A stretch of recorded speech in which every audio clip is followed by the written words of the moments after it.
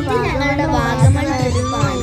എനിക്ക് നല്ല പനി ഉണ്ടായിരുന്നു. വീഡിയോ ഒക്കെ ഷൂട്ട് ചെയ്യുന്നത് അമ്മയാണ്. എന്ത് രസമാണെന്നറിയോ? ഞങ്ങൾ രാവിലെ 6:30 വീട്ടിൽ നിന്ന് തിരിച്ചു. 10:30 ഞങ്ങൾ അവിടെ എത്തി. ഫസ്റ്റ് അഡ്വഞ്ചർ പാർക്കിലാണ് പോയത്. എല്ലാം ഞാൻ കാണിച്ചു തരാം കേട്ടോ.